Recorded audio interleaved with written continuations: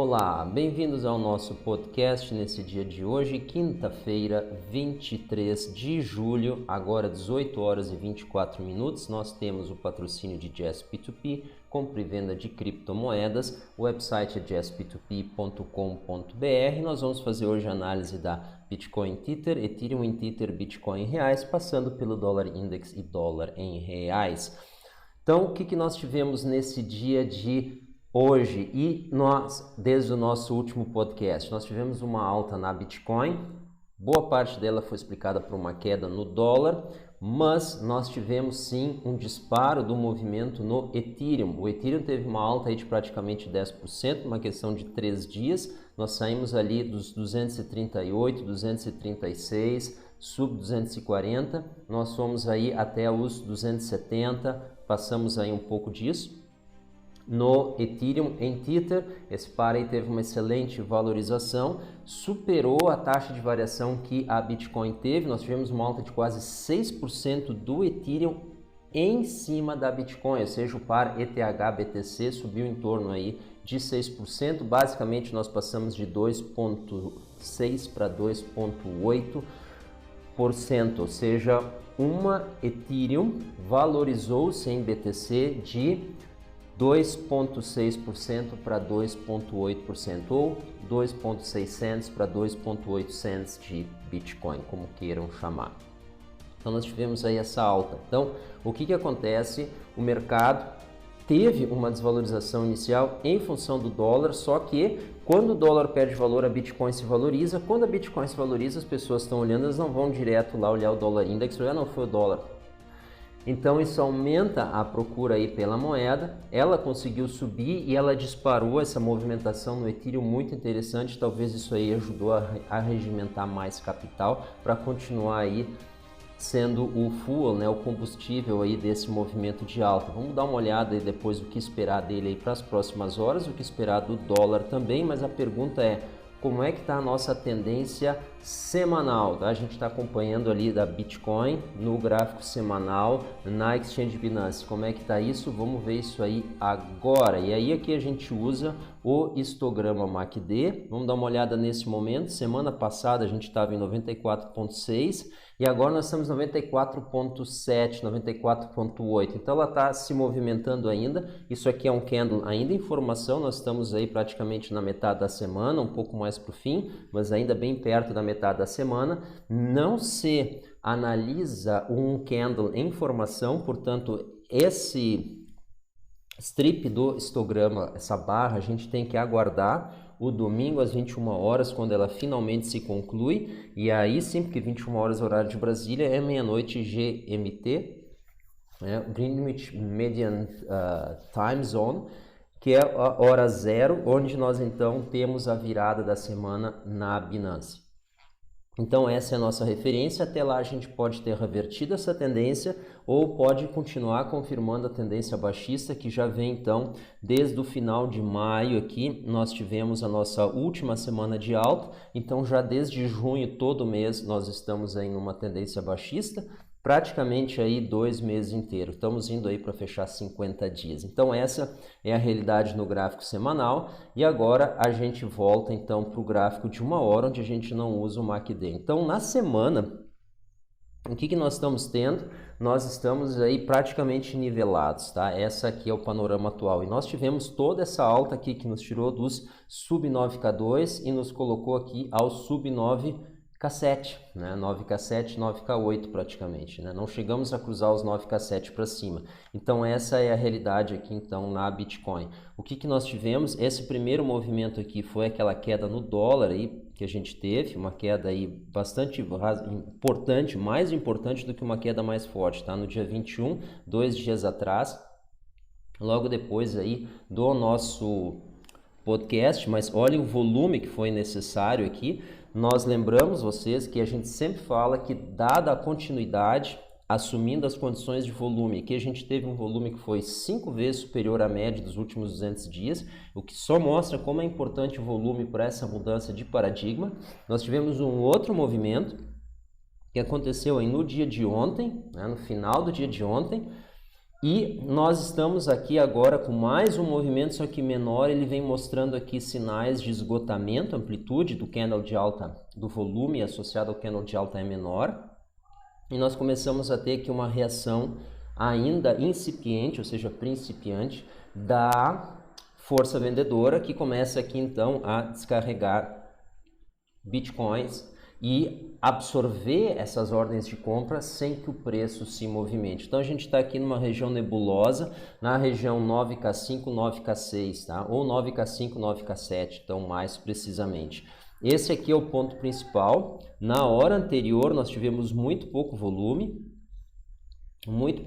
mas conseguimos manter o nível dos 9.570. Então vamos colocar ali 9.550 plus, tá? Conseguimos ficar acima dos 9.550, mas com muito pouco volume. E é a nossa perspectiva então que com esse volume fraco, a gente não deva fazer novos topos, tá? A gente não deve fazer novos topos. E se a gente for considerar, então, o tempo entre esses spikes aqui, nós estamos praticamente na metade do tempo, um pouco depois. Então, a gente precisaria ali, tranquilamente, aí mais umas 12 horas, vamos dar uma olhada aqui para pegar o valor certinho, 4 da manhã e 19 horas. Então, aqui nós temos 24 mais 15, nós temos praticamente 40 horas, tá? Então, nós teríamos aí praticamente mais 20 horas até o próximo, entre 20 e 30 horas, até o próximo spike, se ele tiver, então, intervalos razoavelmente regulares entre esses dois aqui. Então, nós teríamos aqui mais umas 20 e 30 horas para ter mais um spike, caso nós tenhamos aqui uma repetição desse padrão, tá? E a gente pode assumir esse segundo spike menor associado a esse aqui. Então, essa é uma ideia, olhando apenas para essa rápida sequência que apareceu aqui. Claro, ela é muito pouco dados amostrais para tu ter uma projeção, mas assumindo que assim continue, essa seria uma expectativa. De outro, sim, a gente vê um possível retorno aqui à média, retorno não, um encontro com a média móvel dos últimos 20 períodos e dos últimos 50. Então, vamos dar uma olhada. Como é que isso pode acontecer com o movimento lateral, a média encosta nele, dispara outro movimento, ou a gente tem um recuo, mas a gente tem que olhar aqui com bastante calma, porque o recuo que nós tivemos aqui na primeira, ele praticamente não entrou no corpo do candle, no segundo também, menos ainda, no terceiro ele já começou entrando bastante. E nós não tínhamos aqui candles de grande expressão em volume, associados a movimentos de baixa, que nós começamos a ter. Então, isso aqui pode ser um sinal de que a gente está perto de um topo. Eu sei que eu estou falando isso já há bastante tempo, mas a verdade é que por mais que a gente suba, nós estamos chegando agora em níveis que a gente há pouco tempo atrás já estava, né? Então, vamos dar uma olhada no gráfico diário. Isso deixa isso mais claro.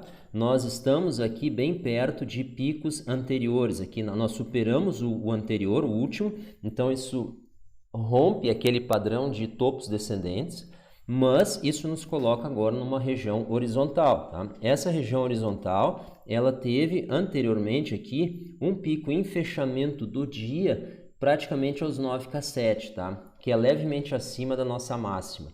E ela teve máxima aos 9.780, logo abaixo dos 9K8. Passando isso, nós temos aqui praticamente 9K9. Então, 9K8 e 9K9, a gente tem aqui como, podemos colocar 9K7 no fechamento diário, né? 9K7 e 9K9 como resistências, tá? Então, essas são aqui as imediatas. Aí, se a gente vai dar uma olhada no volume que a gente tem no gráfico diário, nós podemos ver que, apesar do aumento no dia anterior e no que o antecedeu, não é um volume acima da média dos últimos 200 dias, que é dado por essa área branca aqui com uma transparência parcial. Então, nós não temos aí grandes movimentações relativas a essa média, tá? Se a gente for comparar aqui esse candle que a gente teve com uma coluna de volume enorme, que ainda domina o gráfico, exatamente lá em março, quando nós fizemos aquele fundo, vamos dar uma olhada aqui, exatamente no dia 13, 14, aqui dia 12 de março, né, quando nós fizemos aqui o fundo, nunca vou esquecer que o Ethereum chegou a $98, né, 98 tethers, como queiram, e eu estava começando o podcast, tá? Isso é uma coisa que eu vou operar, não vou operar agora, porque eu estou começando a gravar, tá? Eu poderia ter feito logo depois? Claro que sim, mas eu tive aquela ideia, compra agora, e aí eu racionalizei, achei, não, ele pode cair mais, etc. Então tudo bem, tu compra com stop loss, etc, mas não tive essa clareza de raciocínio nesse momento. Aliás, depois eu quero comentar sobre esse tipo de política de controle de risco exatamente aí a seguir. Então, o que nós temos? Nós não temos grandes volumes e, na nossa opinião, a gente continua com ela e até agora ela não foi provada errada. No momento que ela for provada errada, a gente abandona sem nenhum preconceito, sem grandes volumes, sem grandes movimentações nos preços. Então, a gente pode ter aqui um início de movimento, onde é que a gente dobrou o volume do dia, mas a gente dobrou em cima de uma base muito pequena, que era esses dias anteriores aqui. Vamos dar uma olhada aqui, vamos dar nome aos intervalos. Então, dia 16, 17, 18, 19 também, nós tivemos aqui praticamente nada de volume e nós estamos aqui com um volume superior, porém ainda não rompemos a média. Agora, se esse volume continuar subindo e nós continuarmos com a sequência de candles de alta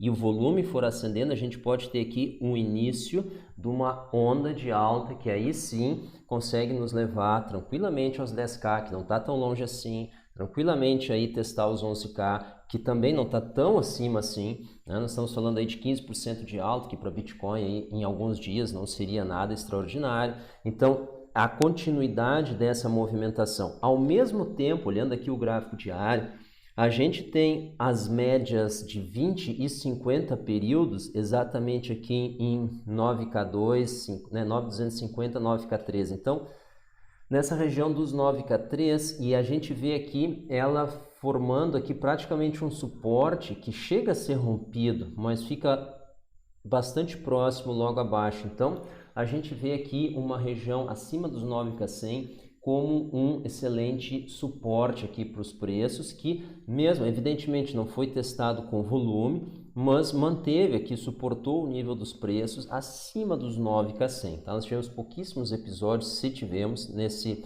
passado recente aqui, de mergulhos abaixo dos 9K100. Então agora nós estamos bem mais acima disso, já os 9K6, testando aí os 9K7, e talvez a continuidade aqui dessa movimentação especial com volume. Se nós começarmos a ter candles de alta rompendo aqui essa média, nós vamos ver movimentações maiores aqui, de preferência acumulando sem uma dilatação nos preços para permitir então o nosso embarque. Isso aí seria muito interessante, tá? É um belo sinal. Então nós vamos ficar de olho aqui e possivelmente a gente vai enxergando alguma coisa, conseguindo acompanhar. Porque às vezes nós perdemos esse tipo de movimentação, a gente coloca ali, não só no nosso alertas, mas a gente coloca ali então no nosso grupo do Telegram, tá? Então essa é a nossa visão aqui pro gráfico diário. E vamos dar uma olhada assim no semanal. No gráfico semanal, a semana ainda na metade, o volume já razoavelmente próximo da anterior, então bastante próximo na realidade. Então a gente tem aqui uma semana que deve superar o volume da semana anterior associado a um candle de alta. Isso aqui é positivo. E dado então esse cenário aí de um possível movimento de alta, a gente pode começar uma movimentação maior que nos tire dessa estagnação. E aí, ao contrário do que a gente vinha comentando, que é esperar aqui uma estagnação no volume e uma queda, a gente pode ter uma estagnação no volume e uma alta. A gente lembra que foi emitido aí nessa última semana em torno aí de 1 bilhão de tethers, então foi colocado em circulação, que não estava, nós estamos agora bem perto, praticamente a 10 bilhões de tethers, tá? A gente lembra que ano passado esse valor estava em torno de 4 e há 2 anos atrás nós tínhamos 2. Então foi o aumento da quantidade de tether emitidos e todos esses colocados em circulação, chega a ser algo extraordinário, para não dizer ridículo. Então a gente diz, é ridículo, que a gente tem 2 a 3 vezes gira a quantidade de tether diariamente. Então a quantidade de tether em circulação gira 2 a 3 vezes diariamente. Isso é demais. Isso é demais. Se vocês forem dar uma olhada, os números, peguem o volume diário e dividam pelo market cap de uma coin. Vocês vão ver que a Bitcoin deve estar em torno de 20%, o Ethereum deve estar em torno de 30%. Ou seja, tu precisa ir praticamente uma semana, 3 dias para girar toda a quantidade, todo o market cap. O Tether faz isso em 6, 8 horas. tá? Então tem um exagero nisso daí. Então todos os exageros chamam atenção e mal explicados se tornam suspeitos, tá? Então a gente chama atenção para vocês terem um alerta, porque em algum momento a gente pode ter um problema com essa coin. A gente não está vendo nada no radar, mas essa possibilidade existe. E aí a gente vê aqui então a possibilidade no gráfico semanal, fica até estranho falar em recuo agora, mas a gente pode voltar, continua esperando um recuo não mais aos 8K8, quem sabe aos 8K9 agora a gente sobe, no mais tardar 8K5. Então 8K9, 8K5 a gente vê aqui como os suportes semanais, mas no momento atual, apesar aqui da gente ainda não ter terminado a semana e oficializado que a gente saiu da tendência de baixo no gráfico semanal, a gente chama atenção então para estar preparado então para um possível movimento de baixa também. Então sempre usem stops curtos. Antes da gente entrar no Ethereum, a gente vai comentar então qual é a ideia quando tu vai fazer um trade e tu quer preservar o teu risco, tá? Tu quer preservar o teu risco. Então vamos lá, qual é a possibilidade? Então de trabalhar com alavancagem, tá? Existem duas formas que a gente conhece de trabalhar com alavancagem. Vamos lá falar três, basicamente. Seriam trabalhar com margem, trabalhar com opções e trabalhar em mercados futuros. Nós não trabalhamos com os dois primeiros, nós não operamos com margem, porque isso é dinheiro emprestado, a gente não trabalha com empréstimo, não trabalha com empréstimo a juro, a gente não trabalha com opções, não trabalhamos com opções, tá? De nenhuma forma. A gente já operou em opções, né? Porque trabalhava com ações, dá para fazer muita operação bastante sofisticada e com o intuito de se proteger de risco. Com opções nós não trabalhamos. Então o que a gente faz? A gente trabalha no mercados futuros, tá? Mercados futuros tem a vantagem de tu poder ganhar, não só ali nos outros que a gente também citou, quando os preços sobem, quando os preços descem. Então primeira coisa que você tem que ter um alvo. Os preços vão atingir no mínimo tal ponto. E um risco que vocês aceitam tomar, ou seja, eu aceito correr o risco de perder uma quantia X para ganhar uma quantia de dinheiro N vezes maior. Por exemplo, eu aceito perder 5% do meu capital para ganhar 20%.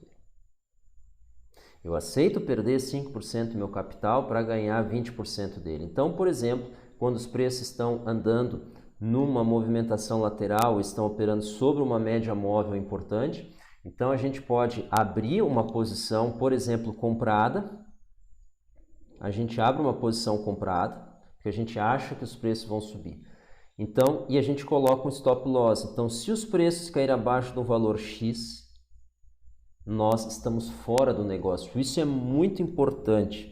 Então tem que ter o stop loss. O stop loss é aquele dinheiro que tu aceita perder e uma vez perdido, isso te diz que tu errou no trade. Se o mercado voltar mais do que 2%, se o mercado voltar mais do que 3%, eu estou errado. Então como é que tu chega nesse valor? Tu tem que fazer um fine tuning, ele depende do mercado.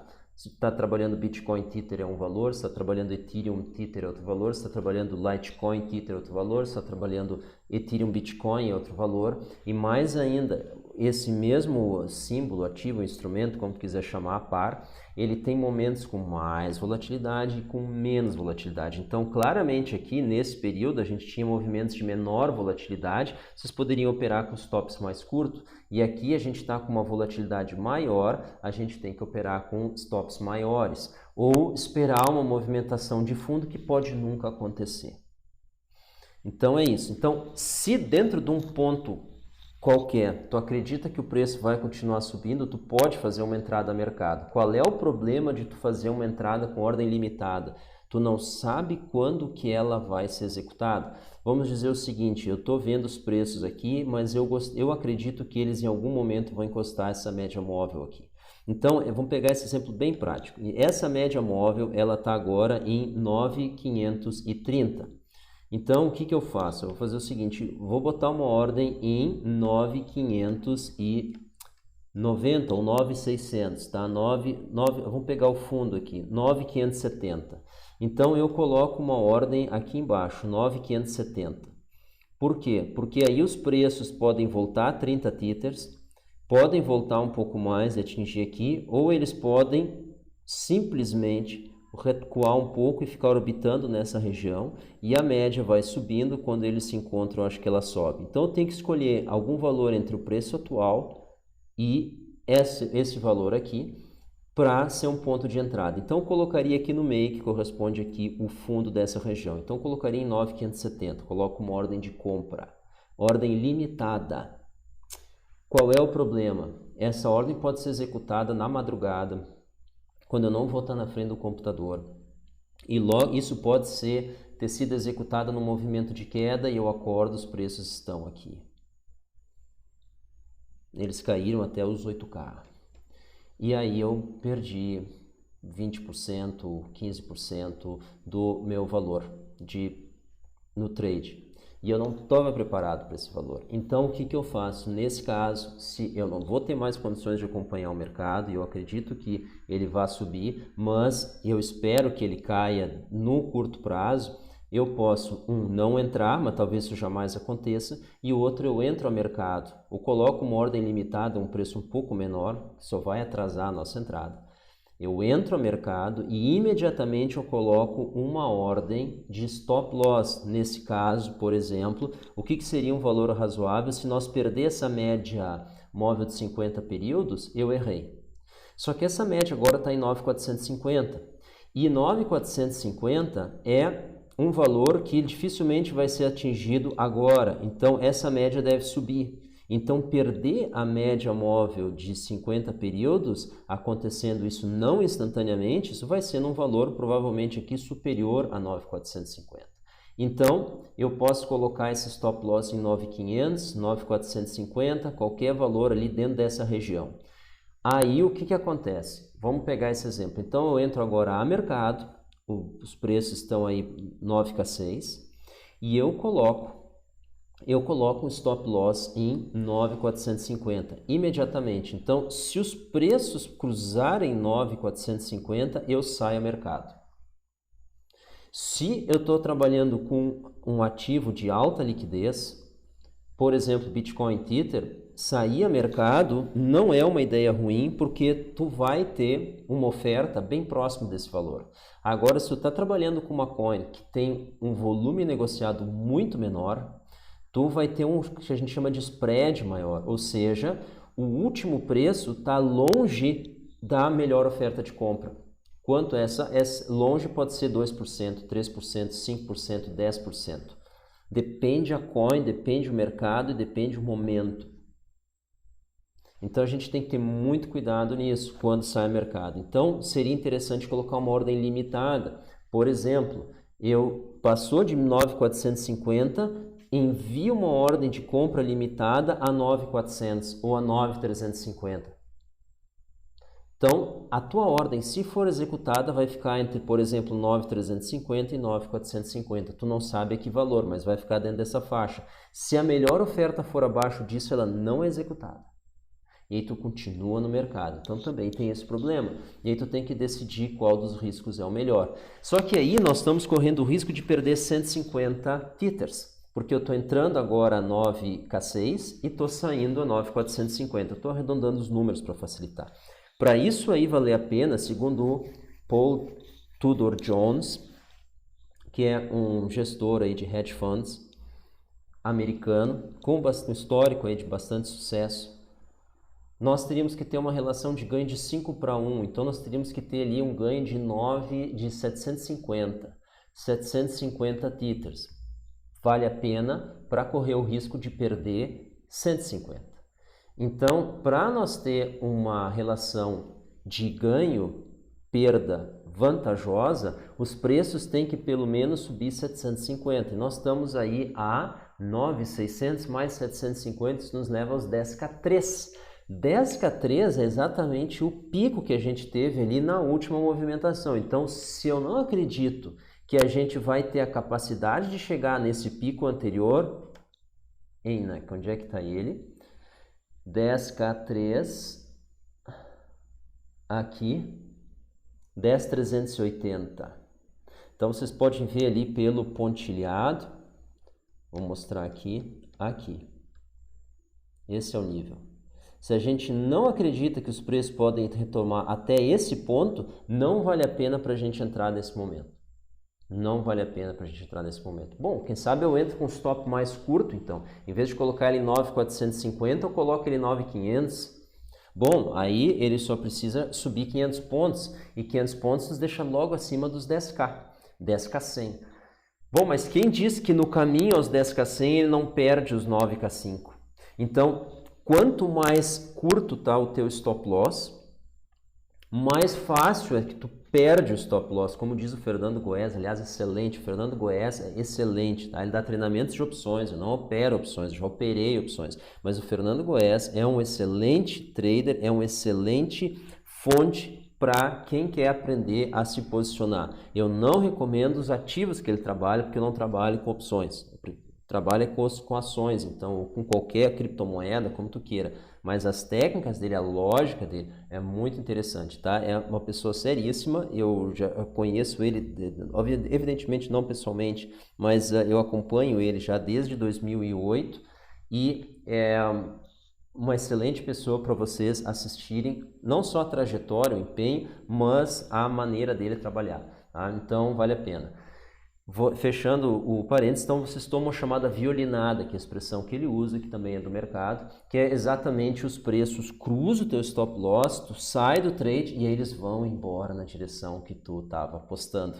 E aí tu fica para trás. Então esse é o problema do stop curto. O problema do stop longo é que quando ele é atingido, tu já perdeu tanto que quase não faz diferença, tu teria saído ali mesmo sem o stop. Teria saído ali manual. Então, tu perde tanto que aquilo destrói teu capital. Então, como é que tu te defende disso? Como é que tu sai desse binômio? Stop curto, eu perco sem ganhar.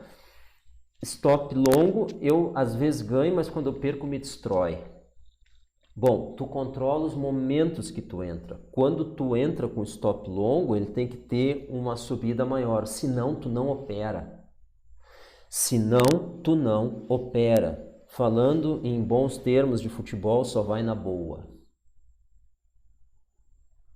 E o que é isso? Alexander Elder diz, é quando a tendência semanal é de alta e a tendência no diário, ele está no fundo.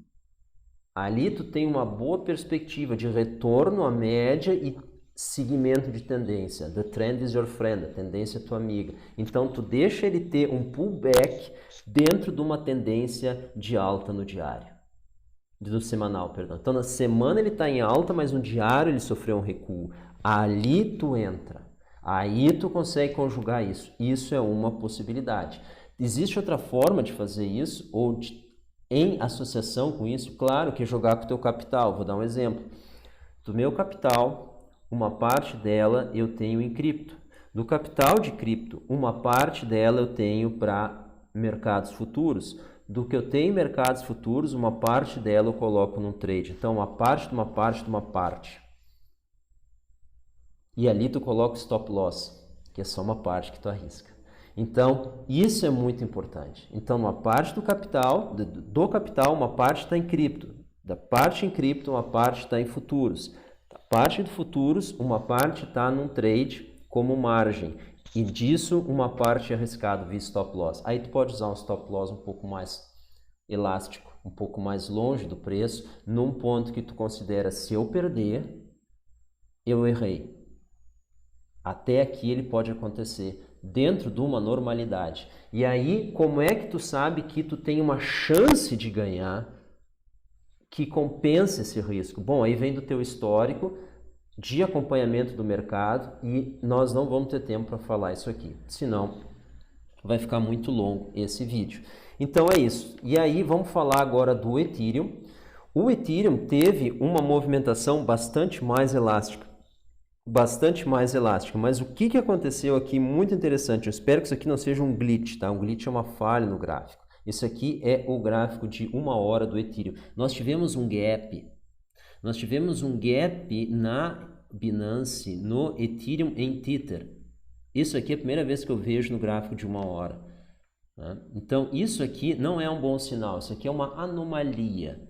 Tá? O mercado fechou no nível de 275,92 e reabriu aos 275,13. Ele teve um salto aqui de 50, 60 centavos. Ah, é pouco? É pouco, é pouco, mas devia de ser zero. É pouco, mas não devia de ser visível. Tá? Então, muito estranho. Isso acontece muito em ações, mas não na Ethereum em Tether, que é um par bastante negociado numa exchange que é líder em volume. Tá? Então, muita atenção. A gente pode estar tendo alguma movimentação aqui, alguma sinalização interessante. Então, a gente espera aqui um retorno à média. Esse retorno à média ele pode acontecer com a movimentação lateral e o encontro da média ali. Do contrário, a gente pode tranquilamente retornar ou a média dos 20 ou a dos 50 e, em último caso, dos 200. Então, a gente vê aqui os 260 sendo preservados.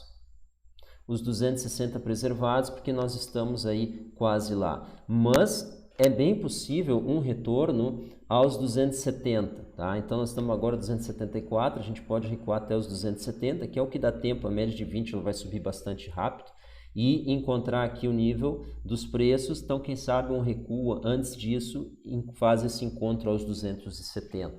Então esse nós colocaríamos aí como primeiro suporte, o segundo os 260 e a gente chama atenção para esse nível aqui que tem fundo aos 261, então reforça a ideia dos 260, que é o nível mínimo aqui onde os fechamentos de uma hora aqui foram preservados. Vamos dar uma olhada aqui no gráfico diário.